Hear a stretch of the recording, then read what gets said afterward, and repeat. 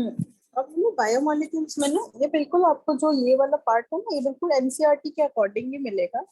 तो बायोमोलिक्यूल्स में क्लासिफिकेशन जो किया गया, उससे पहले क्या किया, एक लिविंग टिश्यू ले लिया। अब ये प्लांट के केस में आप जैसे लीफ ले लो, एनिमल के केस में आप जैसे कि किसी छोटे एनिमल का लीवर ले लो, तो उसको ग्राइंड कर लो। ग्राइंड किसमें करना है, ट्राइक्लोरो एसिटिक एसिड के साथ।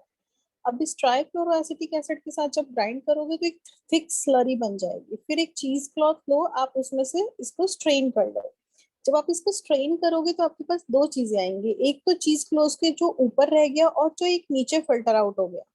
तो जो फिल्टर आउट है हो गया, उसको बोलेंगे फिल्ट्रेट, और जो ऊपर में रह गया उसको बोलेंगे रिटेंटेट। और जो फिल्टर हो गया है एक्चुअली नीचे की तरफ, वो एसिड सॉल्युबल पूल था। और जो रिटेंटेट रह गया वो फ्रैक्शन था जो एसिड इनसॉल्युबल था। उसी के बेसिस पे हमने बायोमोलिक्यूल्स को क्लासिफाई कर दिया।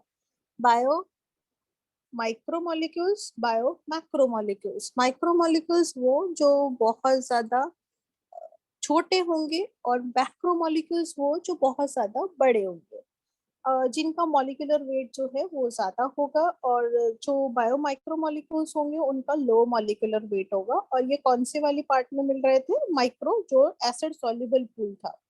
और जो रिटेंटेट था उसमें कौन से होंगे, बायो मैक्रोमोलिक्यूल। देखो उनका बड़ा बड़ा साइज होगा, इसीलिए तो वो नीचे नहीं जा पाए ना। तो इसमें एग्जांपल्स आ जाएंगे water, gases, minerals, amino acids, और इसके एग्जांपल्स प्रोटीन, न्यूक्लिक एसिड्स। इस पे जब क्वेश्चन करोगे प्रैक्टिस, तो ऐसे के ऐसे ही मिल जाएंगे। अब सबसे पहला टॉपिक आ गया कार्बोहाइड्रेट्स। कार्बोहाइड्रेट्स होते क्या है, ये इनमें बहुत सारे हाइड्रोक्सी ग्रुप्स होते हैं।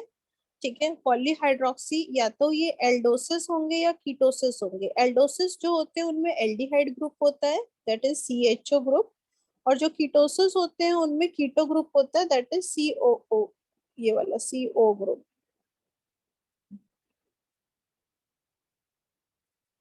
ये वाला ग्रुप, इनमें ये वाला ग्रुप। इसका एग्जाम्पल है एल्डोसिस के राइबोस, ग्लूकोज, गलेक्टोस।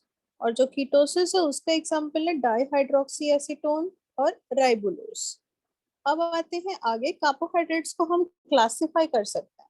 कार्बोहाइड्रेट्स को जब हम क्लासिफाई करेंगे तो कार्बोहाइड्रेट्स में स्मॉल कार्बोहाइड्रेट्स, लार्ज कार्बोहाइड्रेट्स।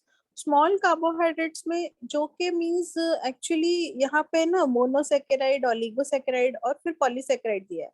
तो जो स्मॉल कार्बोहाइड्रेट है उसमें ओलिगोसेकेराइड मतलब ये 2 से 9 तक। अब ये मोनोसेकेराइड तो मतलब सिर्फ एक ही मोनोमर होगा। मोनोमर मिलके जो बनाते हैं वो पॉलीमर बनाते हैं। तो यहाँ पे जो मोनोसेकेराइड है वो एक ही मोनोमर है। इनमें ये बिल्कुल सिंपल कार्बोहाइड्रेट्स होते हैं, जो कि आप इनको और हाइड्रो वाटर की हेल्प से और तोड़ नहीं सकते हो, तो और हाइड्रोलाइज नहीं कर सकते हो। जर्नल फॉर्मूला होता है इनका CnH2ON। और इसमें काफी तरह के आते हैं, जैसे ट्रायोसिस, टेट्रोसिस, पेंटोसिस। ट्रायोसिस का मतलब है 3 कार्बन का शुगर है, टेट्रोसिस 4 कार्बन, 5 कार्बन, और भी बहुत है। देन उसके बाद आगे डिराइव्ड मोनोसेकेराइड, ये ज्यादा इंपॉर्टेंट है क्योंकि आपको ये बहुत सारी जगह पे मिलेंगे। मोनोसेकेराइड डिराइव्ड वाले जो होते हैं इनमें थोड़ा सा मॉडिफिकेशन होता है, नॉर्मल शुगर से हल्का सा मॉडिफिकेशन। जैसे डीऑक्सी शुगर, ये कहाँ पे मिलती है आपको, डीएनए में। डीऑक्सी राइबोस होती है ना, डीऑक्सी राइबोस, जिसमें से ऑक्सीजन निकाल दी जाती है।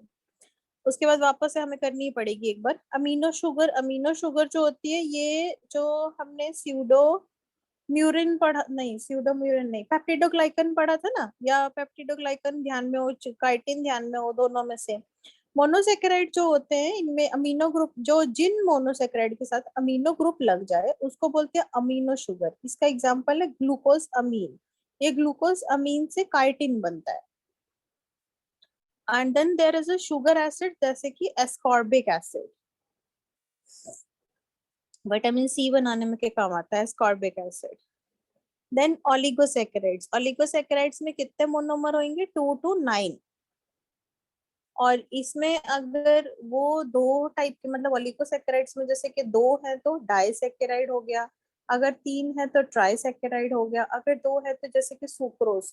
सुक्रोज किस किस का, जो सुक्रोज है वो किसको बना के में बनती है, सुक्रोज बनती है ग्लूकोज और फ्रक्टोस। ये सुक्रोज कौन सी शुगर होती है? जो हमारी टेबल शुगर है ना, जो हम खाते हैं शुगर, वो है ये सुक्रोज। ग्लूकोज प्लस फ्रक्टोज से बनती है। लैक्टोज जो होती है वो किससे बनती है? ग्लूकोज प्लस गलैक्टोज से। ये हमारी मिल्क की शुगर होती है। उसके बाद आ गया पॉलीसेकेराइड्स। पॉलीसेकेराइड्स जो होते हैं ये कॉम्प्लेक्स कार्बोहाइड्रेट्स होते हैं। ये मोर देन 10 से, अगर उनमें मोनोसेकेराइड्स अटैच हो तो उनको पॉलीसेकेराइड्स बोलते हैं।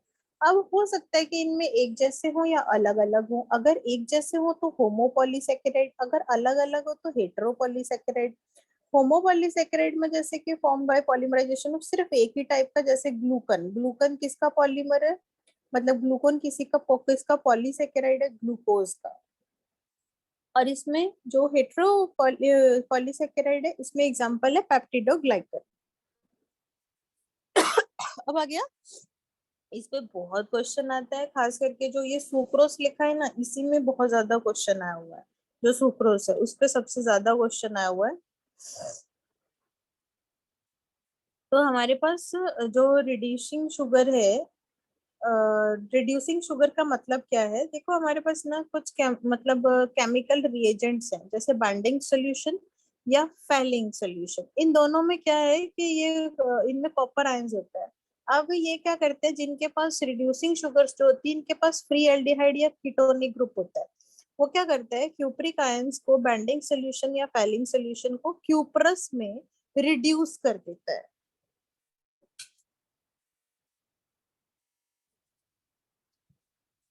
तो रिड्यूसिंग शुगर्स हो गए मोस्टली मोनोसेकेराइड, रिड्यूसिंग होते हैं। और डाइसेकेराइड जो होते हैं वो जो होते हैं वो भी मतलब मोस्टली जो होते हैं वो रिड्यूसिंग होते हैं।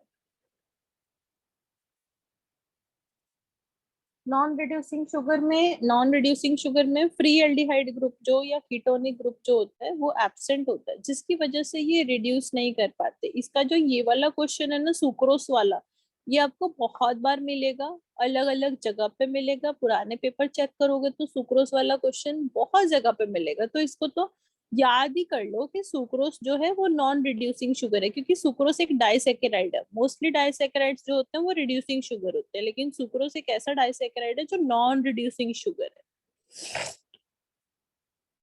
फिर उसके बाद आ गया होमोपॉलीसेकेराइड्स। होमोपॉलीसेकेराइड्स में मतलब हम कुछ एग्जांपल्स कर रहे हैं इनकी, जैसे सेलुलोज कर रहे हैं। अब ये सेलुलोज क्या होता है, आपको अल्फा और बीटा ग्लूकोज में डिफरेंस पता है? अल्फा बीटा ग्लूकोज में? नहीं? यहाँ? ओके, एक बार बताती हूँ आपको।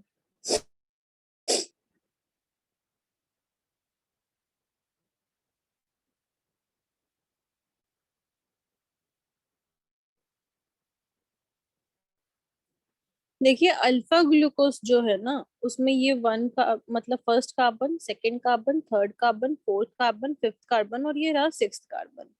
सेम ऐसे ही इसमें भी 1 2 3 4 5। नोटिस करो किस चीज का डिफरेंस है। अल्फा ग्लूकोज में जो फर्स्ट पोजीशन वाला ओ एच है वो नीचे की तरफ है, मतलब प्लेन में नीचे की तरफ है। अगर ये प्लेन है ग्लूकोज, अभी तो आपको ये समझ में नहीं आ रहा होगा इसको 2D ले के 3D ले, बट आप इसको ये सोचो कि ये फ्लैट सरफेस है और इसके ऊपर वाली साइड में जैसे ये नीचे वाली साइड में ओ एच है।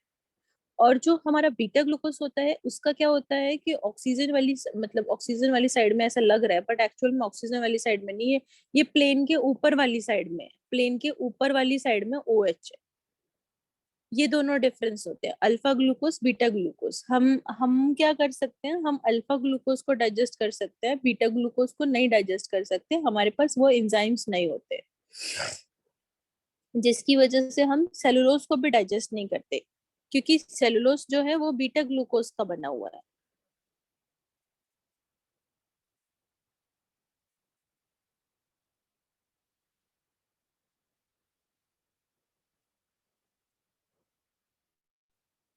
तो अब देखिए यहाँ पे ये जो है ये किसका पॉलीमर है, ये बीटा ग्लूकोज का है।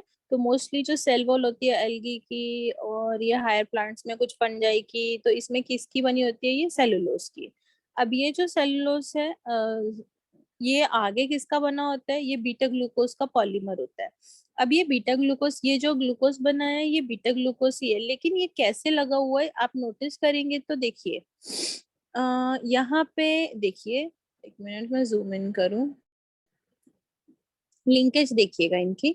यह देखिए यहाँ पे इसका 1 कार्बन है तो यहाँ पे इसका 4 कार्बन है, फिर उसके बाद अगले वाले का 1 है तो 4 है, ऐसे करके तो ये 1-4 लिंकेज हो गई। ठीक है, और ये 1-4 में जो बॉन्ड बना इसको बोलते हैं ग्लाइकोसिडिक बॉन्ड। ये ना डिहाइड्रेशन से बनता है, पानी निकल जाता है और फिर उसके बाद पानी निकालने के बाद बॉन्ड बन जाता है, तो इसको मतलब एक बॉन्ड जो बनता है वो एक वाटर के निकलने से बनता है। और ये लिंकेज हो गई 1-4 लिंकेज, और ये किसकी लिंकेज है, ये बीटा ग्लूकोज की लिंकेज है। ठीक है, तो ये है सेलुलोस में। तो सेलुलोस में जो उसका जो बीटा ग्लूकोज मोनोमर होते हैं, एक अपसाइड एक डाउन ऐसे करके, एक दूसरे के अपसाइड डाउन ऐसे करके होता है। और जो सेलुलोस होता है वो ज्यादा कॉम्प्लेक्स हेलिसेस नहीं बनते उसमें, इसलिए वो आयोडीन को होल्ड नहीं कर सकता, जिसकी वजह से वो आयोडीन के साथ कोई टेस्ट नहीं देता है, क्योंकि स्टार्च देता है ना। स्टार्च जो होता है ये पॉलीसेकेराइड होता है प्लांट्स में, लेकिन ये किससे बना होता है, अब ये किसका पॉलीमर है, ये है अल्फा ग्लूकोज का, ये अल्फा ग्लूकोज का पॉलीमर है। जो स्टार्च जो होती है केमिकली जो फॉर्म होती है वो 2 कंपोनेंट्स की फॉर्म होती है। अब ये ना स्टार्च जो है वैसे तो अल्फा ग्लूकोज की ही है, लेकिन ये अपीयरेंस में जो आपको दिखाई दे रहे हैं ना, अमाइलोस और ये अमाइलोपैक्टिन, ये अमाइलोस और ये अमाइलोपैक्टिन, ये अपीयरेंस में थोड़े से डिफरेंट है, ऐसे ऐसे स्ट्रक्चर होते हैं ये।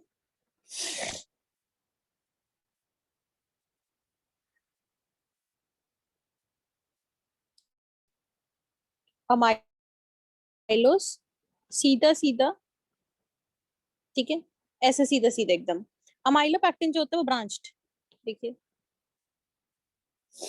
बस इतना सा डिफरेंस होता है इनमें।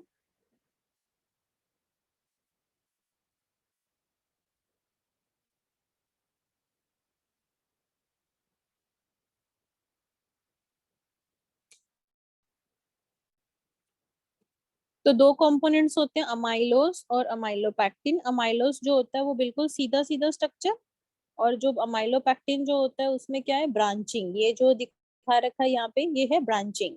तो अमाइलोस जो है वो सीधा सीधा स्ट्रक्चर है, और अल्फा ग्लूकोस है तो अल्फा 1-4 लिंकेज। और इसमें क्या है, दोनों लिंकेज है, 1-4 लिंकेज भी है, और जो यहाँ पे लिंकेज है ये 1-6 लिंकेज है, मतलब 1 कार्बन और 6 कार्बन जो है वो लिंक्ड है। यहाँ पे जो लिंकेज है उसमें क्या है, 1 और 4 का 4th कार्बन जो है वो लिंक्ड है।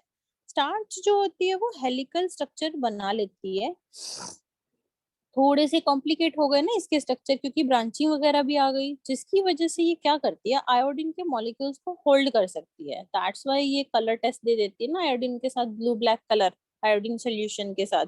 आपको याद होगा आपने कुछ प्लांट्स के जो लीफ होंगे उनको जब हीट किया होगा या उनके स्ट्रक्चर उनको देखा होगा तो उनके में वो उसने टेस्ट दिया होगा। ये आपने शायद 10th में भी किया होगा, मतलब पुराने क्लासेस में भी किया होगा, स्टार्च टेस्ट। उसके बाद आ गया एक और होमोपॉलीमर है, पॉलीसेकेराइड है ग्लाइकोजन। ग्लाइकोजन जो होता है ये किस में होता है, एनिमल्स में, और ये कहाँ पे स्टोर होता है, लीवर और मसल सेल्स में।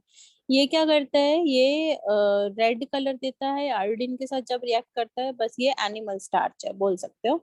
उसके बाद इनुलिन, इनुलिन जो है वो थोड़ा डिफरेंट है, मीन्स वो जिस जो आप स्वीट पोटेटो खाते हो ना इसमें होता है इनुलिन।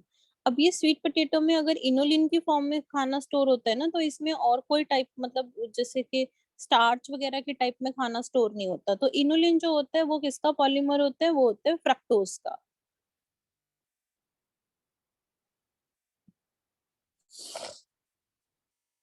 देन आ गया हेटेरोपॉलीसेकेराइड। हेटेरोपॉलीसेकेराइड जो होते हैं दो या दो से ज्यादा मोनोसेकेराइड्स के बने होते हैं। एग्जाम्पल है जैसे काइटिन। काइटिन जो होता है ये किसका बना होता है, ये काइटिन का जो आपने पढ़ा होगा, तो हमने actually plant king animal kingdom किया, वहां पे भी आपने पढ़ा था आर्थ्रोपोड कॉकरोचेस के एक्सोस्केलेटन में, फंगस में भी पढ़ा था।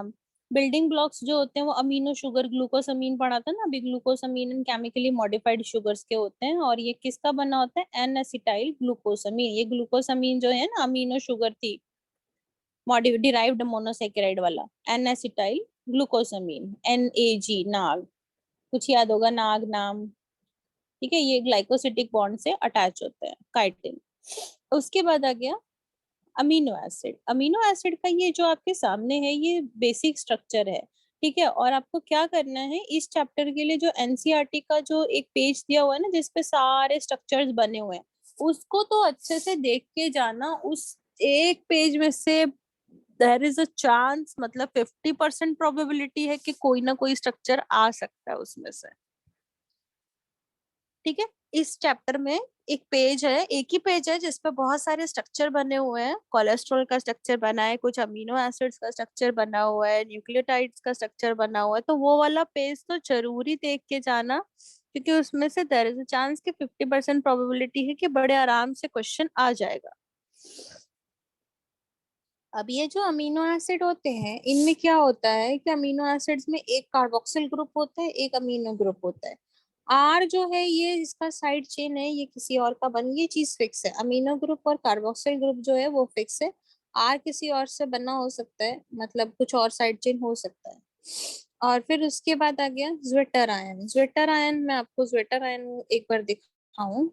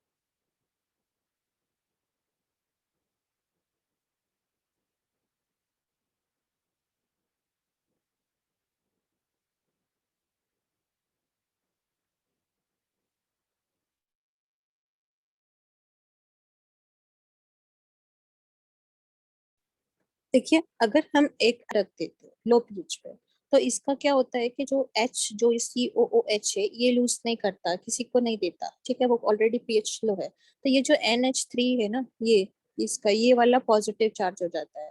अब जिस पे पॉजिटिव चार्ज होता है वो कौन सा रेडिकल होता है, बेसिक रेडिकल की एसिडिक रेडिकल, ध्यान में है? अगर नहीं ध्यान में है तो कोई बात नहीं, इट्स बेसिक रेडिकल। अब जिसके पास दोनों चार्जेस होते हैं, प्लस और माइनस दोनों चार्जेस होते हैं, वो हो गया ज्विटर आयन या एम्फोटेरिक आयन या डाइपोलर आयन। अब ये ऐसा होता है, ये हर अमीनो एसिड के लिए अलग पीएच होता है। ऐसा नहीं है कि सिर्फ सारे 7 पे चले जाएंगे, ऐसा नहीं है। किसी कोई कोई अमीनो एसिड लो पीएच पे हो जाता है, कोई एसिड हाई पीएच पे हो जाता है, कई कोई जो है थोड़ा सा मतलब न्यूट्रल पीएच के आसपास भी हो सकता है। तो ये जो ज्वेटर आयन फॉर्मेशन है ये amino acid to amino acid very करता है। फिर उसके बाद आ गया, जब आप पीएच हाई ले जाते हो, तो पीएच जब हाई ले जाते हो तो ये कैसा बिहेव करता है एज अ, मतलब इसका जो चार्ज होता है ना ये वाला, ये नेगेटिव चार्ज, ये पॉजिटिव चार्ज जो है वो निकल गया और इधर नेगेटिव चार्ज आ गया। जो ये नेगेटिव चार्ज होता है ये इसको, मतलब अगर किसी रेडिकल पे नेगेटिव चार्ज है तो वो एसिडिक रेडिकल है, अगर किसी रेडिकल पे चार्ज रेडिकल है जिसपे पॉजिटिव चार्ज है तो वो बेसिक है।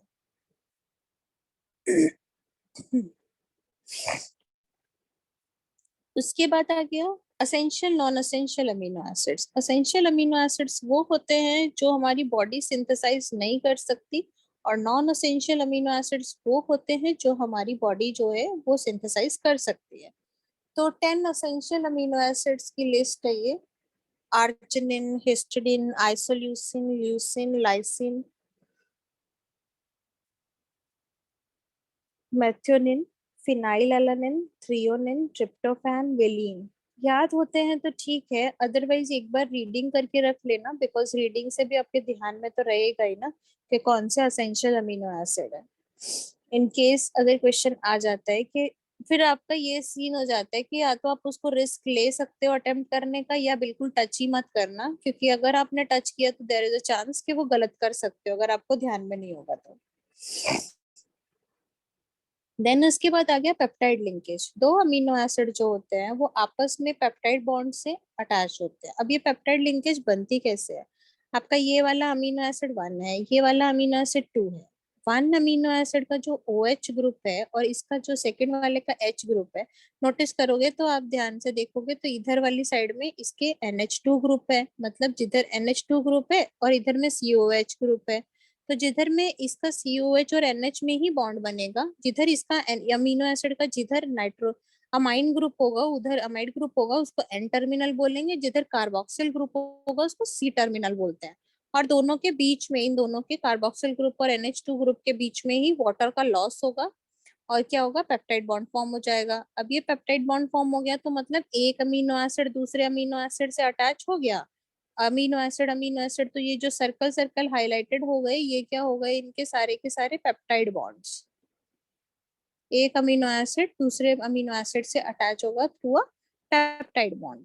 Then come the structural level in protein. Structural level in protein में आता है प्राइमरी, सेकेंडरी, टर्शरी, क्वाटनरी। इससे पहले मैं आपको एक बार एक पिक्चर दिखाना चाहती हूँ जिसमें आपको प्राइमरी, सेकेंडरी, प्राइमरी का मतलब ये है कि सिर्फ और सिर्फ अमीनो एसिड किसी चीज में फोल्ड नहीं करे। जब हमारी फॉर्मेशन होती है ना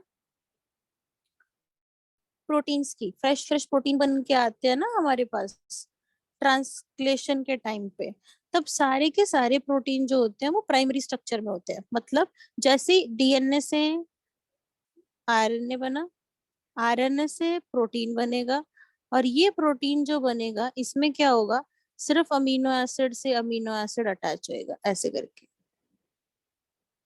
ठीक है, और ये जो से अमीनो एसिड अटैच होना हो, ये सिंपल क्या है, ये सिंपल ये वाला प्रोटीन है, प्राइमरी प्रोटीन। बस इसमें पेप्टाइड बॉन्ड है, दैट्स इट। फिर टाइप ऑफ प्रोटीन, जब इसके बाद इसका और थोड़ा कॉम्प्लेक्सिटी बढ़ता है, मतलब थोड़ा सा फोल्डिंग शुरू करता है ये, तो ये 2D स्ट्रक्चरल, 2 डायमेंशनल स्ट्रक्चर में चला जाता है। और ये 2 डायमेंशनल स्ट्रक्चर जो है, इसमें आगे अल्फा हेलिक्स है, एक तो ऐसे कॉइल हो जाना, एक है बीटा प्लीटेड शीट, जैसे आप पेपर की वो ऑरिगेमी बनाते हो ना पेपर को फोल्ड करके, सेम वैसे ही बीटा प्लीटेड शीट। अब अगर ये और ज्यादा फोर्सेस आ गई प्ले में, और ज्यादा फोल्ड हो गया, तो टर्शरी स्ट्रक्चर बन जाता है, तो इसमें और ज्यादा फोर्सेस आ जाती हैं प्ले में। ठीक है, मतलब थ्री डायमेंशनल स्ट्रक्चर बन जाता है। एक बात और नोटिस करने वाली है कि primary structure, secondary structure, tertiary structure तक प्रोटीन जो होता है वो एक ही रहता है। बट क्वाटरनरी स्ट्रक्चर में आप क्या करते हो, जैसे टर्शरी स्ट्रक्चर तक पहुंच गए, ऐसे मल्टीपल प्रोटीन पहुंच गए, उनको ज्वाइन कर दो तो वो क्वाटरनरी बनेगा। Means quaternary is made up of more than two types of protein, but tertiary तक it is just a single protein, जो एक पॉलीपेप्टाइड चेन थी, वही अलग अलग फोर्सेस उसमें आ गए हैं, और जिसकी वजह से वो फोल्ड होती जा रही है। कभी कभी वो अल्फा हेलिक्स है, कभी वो बीटा प्लीटेड है, या दोनों का कंबाइन फॉर्म में वो टर्शरी बना दिया। उसमें देखो टर्शरी वाले में आपको हेलिक्स भी मिलेगा, बीटा प्लीटेड शीट भी मिलेगी, है ना।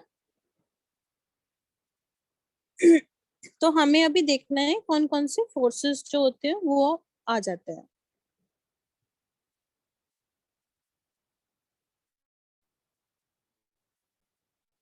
तो पहले देखिए, हैव अ सिर्फ अ पेप्टाइड बॉन्ड, जैसे कि इंसुलिन एग्जांपल है। फिर उसके बाद सेकेंडरी में आ जाइए, इसमें क्या होता है कि और जो फोर्सेस है उसमें से हाइड्रोजन बॉन्ड ऐड हो जाते हैं, तो 2 डायमेंशनल स्ट्रक्चर है। अब ये 2 डायमेंशनल स्ट्रक्चर हो सकता है कि अल्फा हेलिक्स हो, जैसे लॉन्गिट्यूडनली स्पाइरल फॉर्म कर रहा हो तो अल्फा हेलिक्स, अगर sheet zigzag zigzag shape protein structure बना रहा हो तो बीटा प्लीटेड। अल्फा हेलिक्स का एग्जांपल है ग्रोथ हार्मोन, और बीटा प्लीटेड का है बीटा कैरोटीन। अब ये बीटा कैरोटीन जो होता है ये रेप्टाइल और बर्ड्स की स्किन में होता है, हमारी में अल्फा होता है। देन टर्शरी जो है, टर्शरी स्टेबलाइज्ड बाय, ये अब बहुत ज्यादा फोर्सेस आ गई अब, हाइड्रोजन बॉन्ड्स, आयोनिक बॉन्ड्स और wonder walls interactions, covalent bonds and hydrophobic bonds, ये सारी की सारी फोर्सेस जो है ये मतलब एडिशनली, ये सारी के सारे फोर्सेस जो है ये टर्शरी में आ गए। पर यहाँ पे अभी भी ध्यान देने वाली बात क्या है यहाँ पे अभी भी एक ही प्रोटीन है, ठीक है। एग्जाम्पल इज मायोग्लोबिन, और ये स्ट्रक्चर जो है वो 3D स्ट्रक्चर हो गया। अब क्वाटरनरी में क्या हुआ, देखो जैसे यहाँ पे हमारे पास हीमोग्लोबिन है, हीमोग्लोबिन के ना जैसे एक अल्फा चेन थी, एक बीटा चेन थी, एक अल्फा चेन एक बीटा चेन, आपस में फोल्ड हो गए, अपना टर्शरी स्ट्रक्चर तक आ गए। टर्शरी स्ट्रक्चर तक आने के बाद एक दूसरे से ज्वाइन हो गए, तो हो गया ना क्वाटरनरी स्ट्रक्चर, क्योंकि क्वाटरनरी स्ट्रक्चर में क्या है, more than one polypeptide chain ही तो अटैच होगा ना,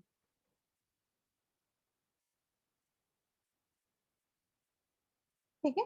तो more than one polypeptide chain जब अटैच होगा तो क्या कौन सा स्ट्रक्चर बना देगा, क्वाटरनरी स्ट्रक्चर। क्लियर है?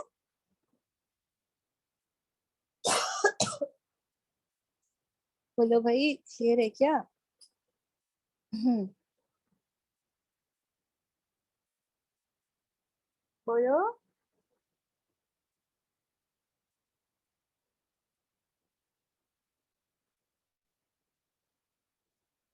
ओके,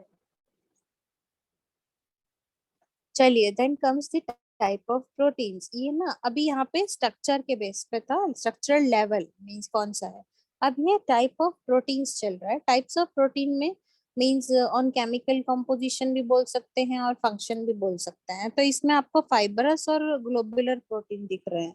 मैं आपको एक बार एक पिक्चर दिखाना चाहती हूँ, उस पिक्चर में आपको बहुत इजीली, मायोसिन याद है, मायोसिन जो आपको थी उसमें मसल कॉन्ट्रैक्शन में। चलो अगर नहीं भी याद है तो वी आर डूइंग इट, तो मैं बस आपको एक बार पिक्चर से दिखा देती हूँ, पिक्चर से आपको क्लैरिटी हो जाएगी।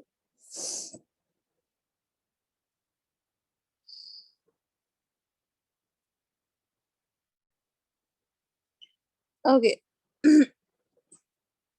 अब इसमें जो हमारा ये एक तो हमारे पास थी थिन प्रोटीन, ये वाला सार्कोप्लाज्मिक रेटिकुलम, थिक फिलामेंट और एक थिन फिलामेंट। जो हमारी थिक फिलामेंट थी ये मसल कॉन्ट्रैक्शन में है, ये जो हमारी थिक फिलामेंट थी ये बनी होती है मायोसिन की, और जो थिन फिलामेंट होती है वो बनी होती है एक्टिन की, ठीक है। अब जो ये हमारी थिक फिलामेंट है मायोसिन की, और थिन फिलामेंट है एक्टिन की। अब ये एक्टिन जो होते हैं उसमें भी आगे आपको प्रोटीन्स मिल गए अलग अलग। अब देखिए ये हमारी वो जो थिन फिलामेंट है ना वो है। अब ये थिन फिलामेंट में से ये बनी हुई है एक्टिन की, तो आपको ये देखो ये जो जो गोल गोल बिल्कुल बीड जैसे स्ट्रक्चर दिखाई दे रहे हैं ये एक्टिन के स्ट्रक्चर्स हैं, मतलब इस पे मार्क किया हुआ है ना एक्टिन। और जो ये वाला दिखाई दे रहा है ट्रोपोमायोसिन, ये बिल्कुल ऐसा है कि जैसे जैसे हम एक वो चोटी बनाए और चोटी में रिबन डाल दे, उसके साथ ही जब उसको ब्रेड को बना रहे हैं हम साथ में उसको उसमें रिबन भी डाल रहे हैं, मतलब उसके साथ ही चोटी जो है उसके साथ ही इंक्लूड करते जा रहे हैं सेम उसी वे में। तो ये वाले जो हो गए ये ग्लोबुलर प्रोटीन हो गए, गोल गोल से, और जो लंबे लंबे फाइबर जैसा स्ट्रक्चर है वो क्या हो गया, ट्रोपोमायोसिन। एक्टिन हो गया ग्लोबुलर, ट्रोपोमायोसिन क्या हो गया, फाइबरस। अब हमने यही क्लासिफिकेशन करी हुई है, देखो फाइबरस प्रोटीन जो होते हैं has spiral secondary polypeptide chains wound around each other or in order to form fibers, and they are round shape and are generally soluble in water and in dilute acids. Examples: the albumin, and they are insoluble in water and generally soluble in acids, alkalis. And the example is the collagen of the connective tissue and the keratin of hair. ये fibrous, तभी तो हमारे hairs जो होते हैं वो fibre fibre जैसे होते हैं ना।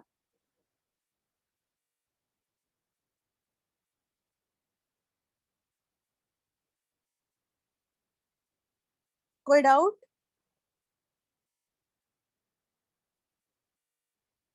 बोलिए, कोई डाउट? ओके देन आगे बढ़ते हैं फिर। डीनेचुरेशन ऑफ प्रोटीन, आप ना डीनेचुरेट कर सकते हो प्रोटीन को बाय चेंजिंग पीएच या टेम्परेचर, ठीक है। अब इनमें से अगर आप उसको डीनेचुरेट करते हो तो जो क्वाटरनरी प्रोटीन है जब वो डीनेचुरेट होता है तो वो टर्शरी में कन्वर्ट हो जाता है, टर्शरी से सेकेंडरी में, सेकेंडरी से प्राइमरी में।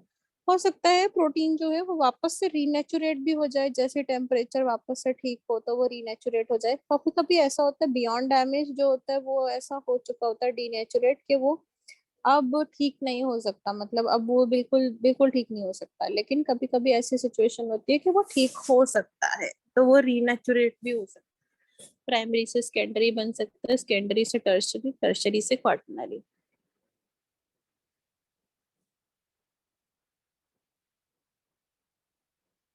प्रोटीन के क्या क्या फंक्शंस हैं? प्रोटीन एंजाइम्स की तरह भी काम कर सकता है, टिश्यू भी बना सकता है, बिल्डिंग ब्लॉक्स भी बनाता है, मेंटेनिंग पीएच में भी हेल्प करता है, हार्मोन्स भी बनाता है, इन्फेक्शन से भी फाइट करता है, ब्लड क्लॉटिंग में भी, contraction and relaxation of muscle भी करवाता है।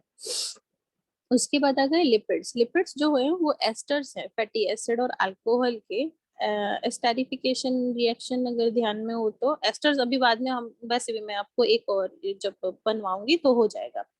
अब ये लिपिड्स जो होते हैं आपको याद होगा कि हमारी सेल मेम्ब्रेन जो है उसमें फाउंड होते हैं। ये फ्लूइड मोज़ेक मॉडल में आपने किया था ना कि लिपिड की बाइलेयर होती है। तो लिपिड जो का जो हेड होता है वो हाइड्रोफिलिक होता है, हाइड्रोफोबिक जो ये पीछे का जो फॉस्फोलिपिड किया था ना ऊपर में हाइड्रोफिलिक, और जो नीचे की जो टेल रीजन है वो हाइड्रोफोबिक। देन ये फैटी एसिड्स जो होते हैं वो क्या होते हैं? Organic acids having hydrocarbonic chains that and in carboxylic group. अब इसमें saturated, unsaturated, S for saturated, S for single bond, unsaturated में डबल या ट्रिपल बॉन्ड। इनके रिलेटिवली हायर मेल्टिंग पॉइंट होते हैं, इनके रिलेटिवली लोअर मेल्टिंग पॉइंट होते हैं। इनके इसमें सिंगल बॉन्ड होता है, डबल या ट्रिपल बॉन्ड होता है। ये सॉलिड रहते हैं रूम टेम्परेचर पे, ये जनरली लिक्विड रहते हैं रूम टेम्परेचर पे। ये जनरली एनिमल फैट में अक्कर होते हैं जैसे कि और फिर उसके बाद ये प्लांट्स में होते हैं generally. Then lipids can be classified into simple lipids, compound lipids, derived lipids. अब इस पर ना ये जो आपको फ्लो चार्ट दिखाई दे रहा है बहुत ही मतलब लगेगा कि ठीक है सिंपल सही तो है, लेकिन जब क्वेश्चन आता है तो भूल जाते हो आप कि यार सिंपल लिपिड में आगे क्लासिफाई था, आगे था ट्रू फैट्स या वैक्सेस करके। तो एक बार इसको अच्छे से देखना, बिकॉज आप सच्ची में भूल जाते हो। तो जब तक क्वेश्चन प्रैक्टिस नहीं करोगे तो आपको याद ही नहीं रहेगा। तो सिंपल लिपिड्स में क्या है कि दे आर मींस या तो न्यूट्रल या वैक्सेस। अब ये न्यूट्रल या ट्रू फैट्स जो होते हैं ये क्या होते हैं एक्चुअल में? जो ये एस्टर्स होते हैं फैटी एसिड्स के विद ग्लिसरॉल। ये ध्यान रखना कि ये जो न्यूट्रल वाले हैं ये ग्लिसरॉल के साथ एस्टर्स बने होते हैं फैटी एसिड्स के। अब जो यहाँ पे आपको दिखाई दे रहा है यहाँ पे ये जो वाला ये वाले पार्ट जो है ये ग्लिसरॉल है, और ये जो पूरा जो जब कंबाइन करेंगे तो तीन में तीन एक्चुअली तीन से कंबाइन किया ना, देखो ये ओ एच यहाँ पे H2O, तीन निकल जाएंगे। जब तीन निकलेंगे तो ये बनाया इसने ट्राइग्लिसराइड। अगर एक से होगा तो मोनो, अगर ये दो से होगा तो diglyceride. Then waxes. Waxes जो होते हैं वो एस्टर्स तो होते हैं फैटी एसिड्स के, लेकिन वो ये ग्लिसरोल्स के साथ नहीं होते, विद अल्कोहल्स होते हैं।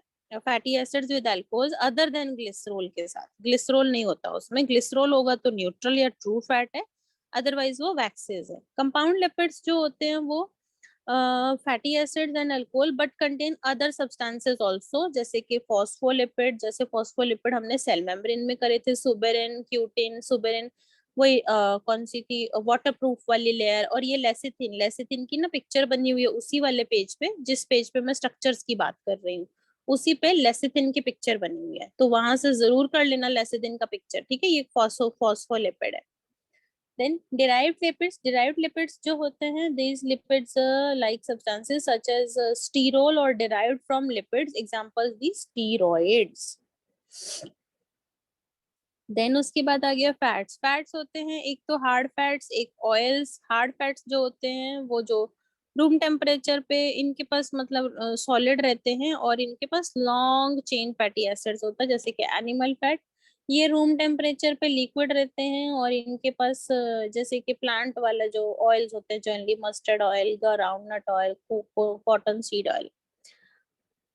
ये as a reserve food material होते हैं। Insulation coat in mammals, shock observing cushions in the eye ball and kidneys के आसपास होते हैं। देन न्यूक्लिक एसिड भी आज ही फिनिश कर ले।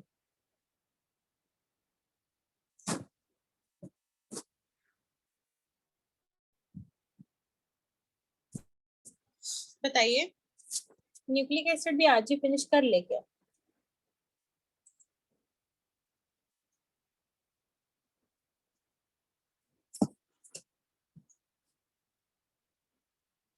मतलब कर ले ना।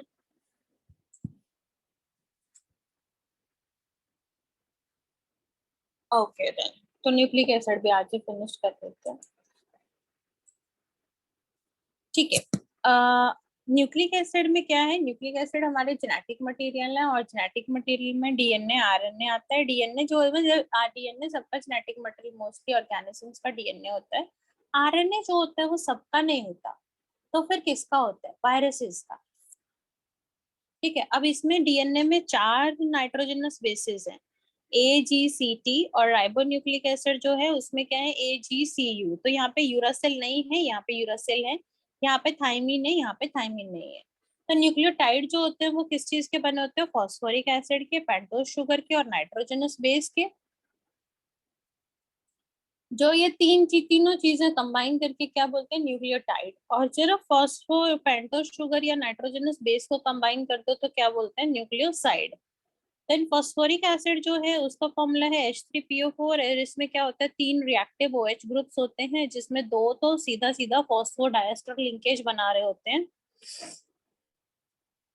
उसके बाद अगर शुगर, शुगर जो होती है वो पेंटोज शुगर होती है। आपने देखा ही था ना, वहां पे देखा था ना, डीऑक्सी राइबो। इसमें भी राइबो, तो वो राइबो शुगर थी, वो 5 कार्बन शुगर है, पेंटोज शुगर है। पेंटोज शुगर में अगर ऑक्सीजन निकाल दो, कौन सी पोजीशन पे ऑक्सीजन निकालो? 2' पे। अगर 2' पे ऑक्सीजन निकाल दो तो डीऑक्सी राइबोस, अगर 2' ऑक्सीजन पे ऑक्सीजन है तो राइबोस। दोनों में सिर्फ एक ही डिफरेंस है, सेकेंड वाली पोजीशन पे H और OH का। अब ये प्राइम का मतलब क्या है? इसको 1', 2' ऐसा नंबर क्यों दिया है? जब डीएनए बनाते हैं हम, तो डीएनए में नाइट्रोजनस बेसिस होते हैं और हमारे पास शुगर्स होती हैं। तो जो नाइट्रोजनस बेसिस होते हैं वो क्या करते हैं? उनमें भी हम कार्बन का नंबरिंग करते हैं, 1 2 3 4। वो क्लैश ना हो जाए, शुगर का कार्बन बोल रहे हो आप, ये नाइट्रोजन बेसिस में से किसी को बोल रहे हो, तो इसलिए इनकी नंबरिंग का स्टाइल थोड़ा सा डिफरेंस कर दिया। इसी वजह से आपका जो डीएनए का जो वो आता है ना, 5'2 3', 3'2 5', वो शुगर की वजह से आता है। शुगर का अगर ये 5' एंड होता है इधर की तरफ तो 5' आ जाता है, अगर शुगर का 3' एंड होता है ये वाला तो 3'। डीएनए का डायरेक्शन होता है। देन नाइट्रोजनस बेसिस होते हैं आगे, वो होते हैं प्यूरिन्स और पिरिमिडिन्स। प्यूरिन्स जो पुराने जमाने में, आप लर्न करने का ये तरीका है कि पुराने जमाने में हस्बैंड को क्या बुलाते थे? AG, सुनते हो जी, AG। ठीक है। पिरामिडेंस जो थे उसको आप ये ईशा नहीं बताया था शायद। हाँ, ईशा नहीं बताया था। कट, कट के अकॉर्डिंग याद कर सकते हो। और प्यूरिन्स जो होते हैं वो ना दिखने में छोटे होते हैं लेकिन उनके स्ट्रक्चर बड़े होते हैं। पिरामिडेंस नाम से बड़े हैं लेकिन स्ट्रक्चर छोटे हैं। कैसे? अगर प्यूरिन्स को देखोगे तो कितने मेंबर का रिंग है इनका? देखो, 9 मेंबर स्ट्रक्चर है ना, और जो ये पिरामिडेंस है ये सिर्फ 6 मेंबर है। अब यहाँ पे ना ये जो ये वाला स्ट्रक्चर ड्रॉ किया हुआ है, ये सिंपल प्यूरिन का स्ट्रक्चर ड्रॉ किया हुआ है। इसमें क्या है? 1 3 7 9 पोजीशन पे नाइट्रोजन है, और एक रिंग जो है वो 6 मेंबर का रिंग है, और दूसरा रिंग जो है वो 3 मेंबर का रिंग है। मतलब देखने में 3 है, एक्चुअली 3 नहीं है, वो टोटल 5 ही है। तो एक 6 और 5 का हो गया, क्योंकि देखो अगर इसको भी काउंट करोगे, 1 2 3 4 5, 5 मेंबर हो गया ना।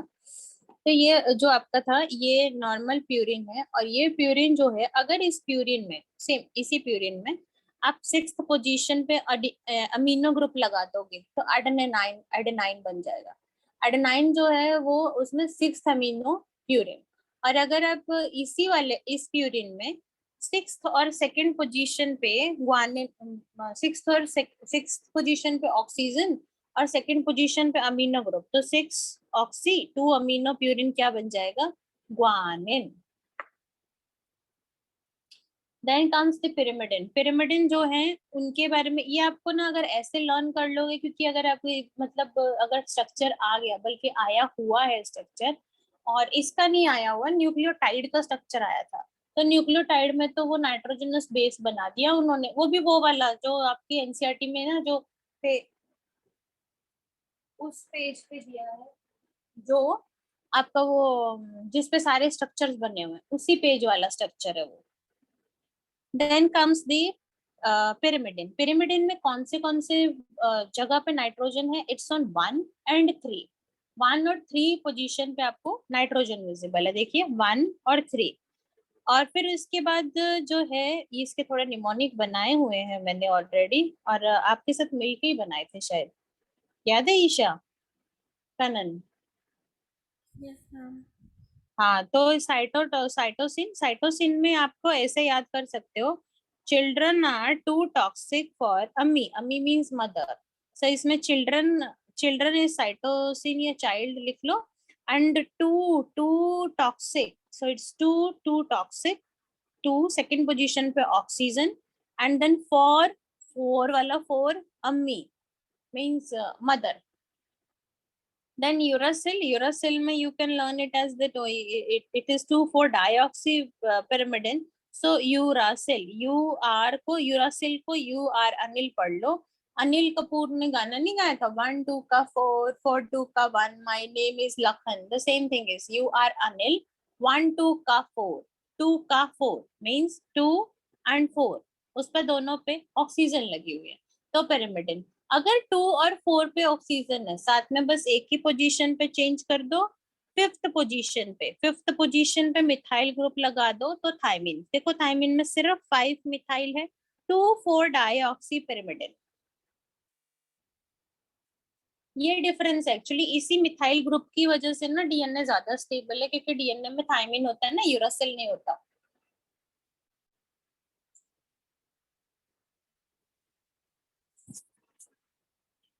ठीक है, आगे आ गया न्यूक्लियोसाइड और न्यूक्लियोटाइड में difference. Nucleoside is nitrogenous base plus sugar, and nucleotide is nitrogenous base plus sugar plus phosphate group, and nucleoside is a component of a nucleotide, बोल सकते हैं आराम से, and it is a nucleotide is a component of a nucleic acid. अब ये nucleoside को name देने का तरीका, that if it is guanine plus sugar then we can write it as guanosine, and if it is a guanine plus sugar plus phosphate then we will write it as guanilic acid। ठीक है, तो that's it।